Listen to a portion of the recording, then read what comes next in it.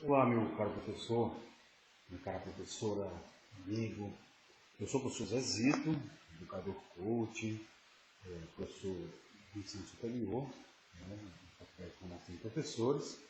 Se você está vendo esse vídeo agora, certamente você participa do nosso programa intitulado Academia de Educadores. É um programa que foi criado para levar mais qualidade à sua profissão, para pensar contigo alternativas de tornar a sua profissão de educador uma profissão realmente ressignificada. Nossa intenção é fortalecer a profissão, oferecer aos colegas educadores uma nova dimensão de pensar a profissão, particularmente nesses tempos em que nós vivemos algumas crises ontológicas na condição do seu professor.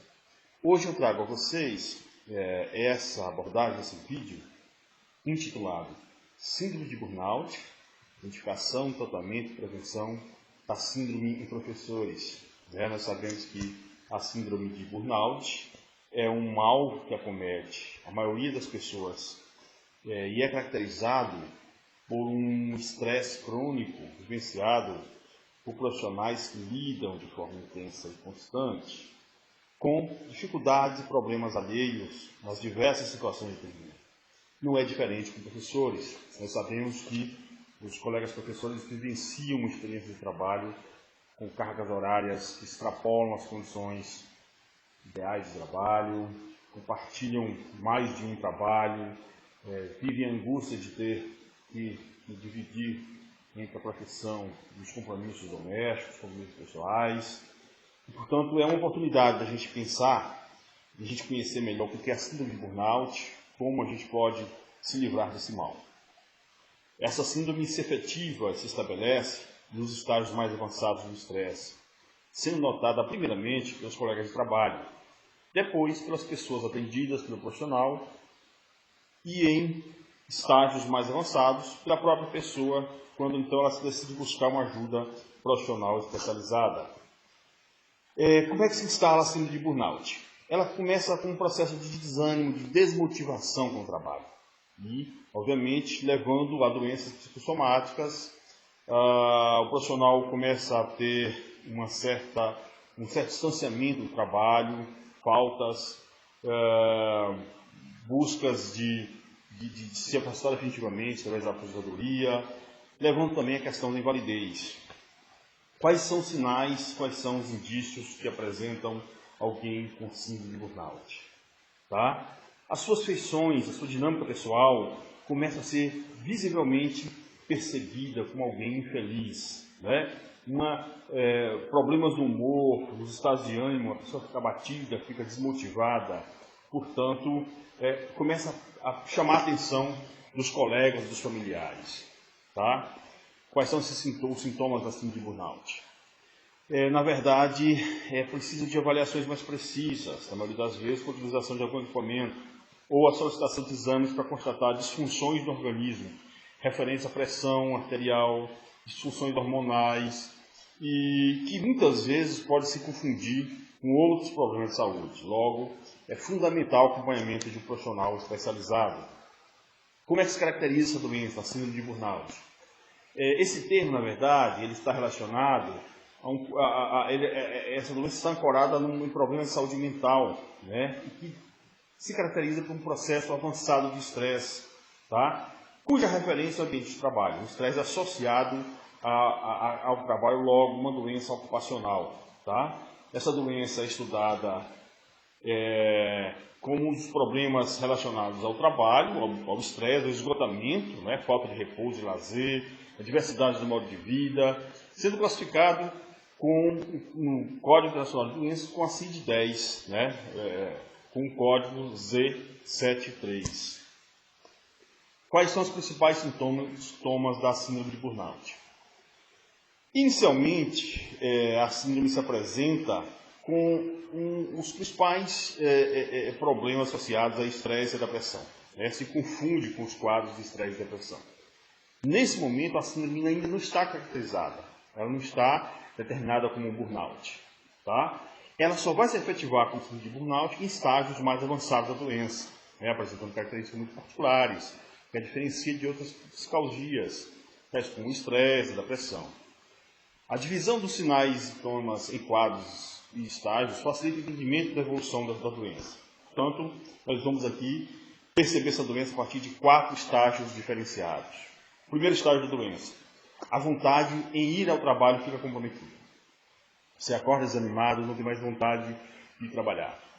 Começa a haver uma ausência crescente e gradual de ânimo, né, e prazer. Você começa a ficar desanimado, não sente mais prazer no que faz. E hoje, infelizmente, entre nós professores, é um quadro que observamos a todo instante no nosso contexto. Surgem doenças genéricas associadas provavelmente ao quadro de depressão, mas que são imprecisas, né? Dores nas costas, na região do pescoço, na coluna, o desconforto, né? Uma somatização desses desgastes. Em geral, o profissional se sente bem, mas não sabe dizer exatamente o que possa ser. Quer dizer, há uma indefinição. No segundo estágio, as relações com parceiros e colegas de trabalho começam a ficar tensas, perdendo a qualidade. Então surgem pensamentos neuróticos, de perseguição, boicote por parte do chefe e dos colegas, fazendo com que a pessoa pense em mudar de setor e até de emprego. As faltas começam a ficar mais frequentes, começam a se ausentar, licenças médicas cada vez mais recorrentes, o absenteísmo, né? A pessoa se recusa ou resiste a participar das decisões de equipe, começa a abrir mão da sua condição de profissional. No terceiro estágio, em um momento bem mais agravado, as habilidades e capacidades ficam comprometidas. Você fica incapacitado a coordenar, a direcionar os processos de ensino-aprendizagem. Né?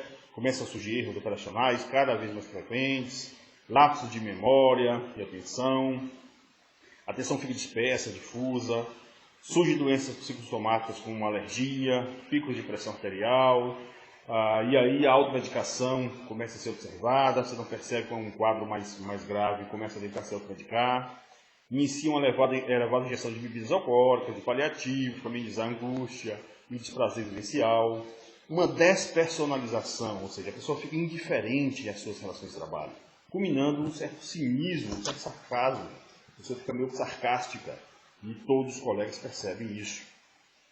No quarto estágio e mais crônico da doença, aí os quadros são gravíssimos, né? Surgem inclusive situações de alcoolismo, o uso recorrente de drogas lícitas e ilícitas, uma tentativa de fugir, de sair dessa condição angustiante, o pensamento de autodestruição e suicídio, a prática laboral fica totalmente comprometida, há um afastamento do trabalho porque ela não dá conta mais de assumir, então são os quadros mais críticos, mais crônicos, né? Surgem os sintomas somáticos, sintomas físicos, né? Exaustão, esgotamento físico temporário, fadiga, a capacidade física ou mental decrescente, dores de cabeça, dores generalizadas, transtornos do aparelho digestivo, alteração do sono, disfunções sexuais. Do ponto de vista dos sintomas psicológicos, um crítico quadro depressivo, irritabilidade, ansiedade, inflexibilidade, perda de interesse pela vida de forma geral, um descrédito em relação às pessoas, aos sistemas, portanto, uma total incapacidade para a vida social, para a vida produtiva. Né? Do ponto de vista comportamental, começa a evitar os alunos, evita fazer contato visual com as pessoas, faz uso de adjetivos depreciativos, dá explicações breves, superficiais aos alunos, não se preocupa, não se compromete com o processo de aprendizagem, não tem mais paciência com essa relação, transfere sempre responsabilidades, faz contra-transferência, ou seja, reage às provocações em papéis distintos do papel de educador, né? Na verdade, não assume mais esse lugar do papel de educador, né? De autoridade naquilo que é particular. Resiste às mudanças, né? Fica totalmente alheio e indiferente aos processos de transformação, não acredita mais no processo, né?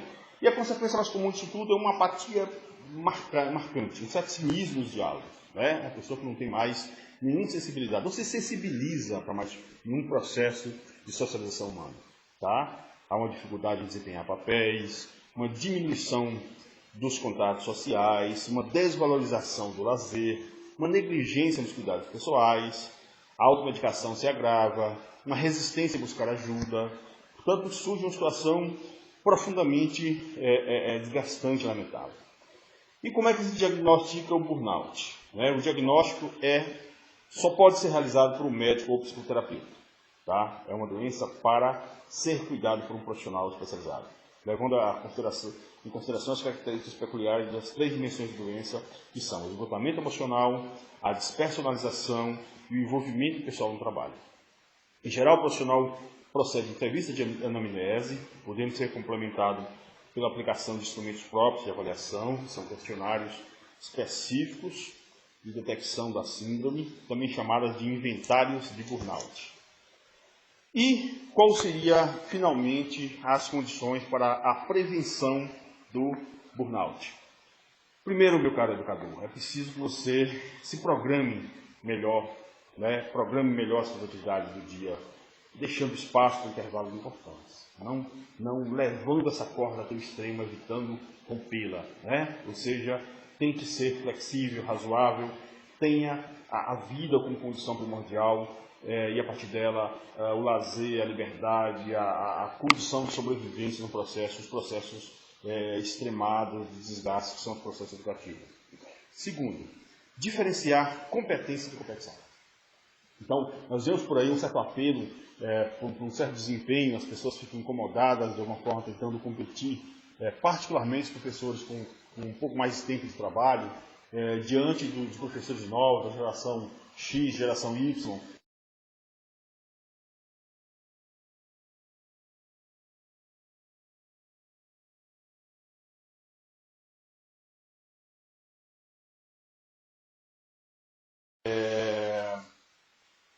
Portanto, evitar a competição, né? Zelar pela competência no trabalho, mas não entrar no ciclo de competitividade.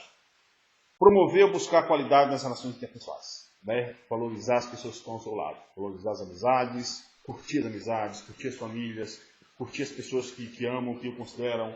Portanto, manter um estilo de vida social saudável. E um estilo de vida pessoal também saudável, né?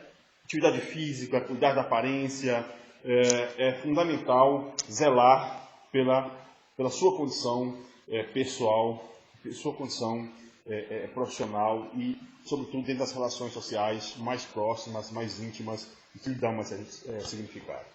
Portanto, esse foi o nosso breve vídeo alertando sobre a síndrome de burnout, que é um fenômeno que acomete boa parte dos colegas professores e que requer de nós muito cuidado.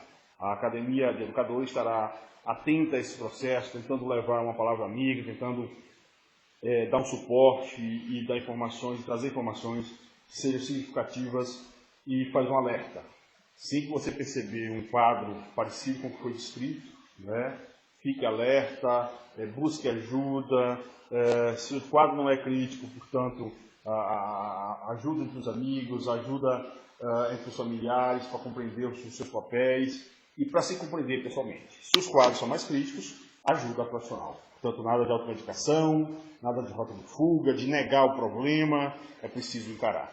E nós desejamos que você tenha a melhor condição, a melhor saúde, a melhor condição física, condição psicológica, porque é assim que se faz um grande educador, é assim que faz alguém empenhado em transformar a sociedade e, a partir dela, transformar a si mesmo. Nosso forte abraço e até um outro momento, quando traremos mais informações sobre a condição pessoal e profissional do educador. Um abraço e tchau, tchau.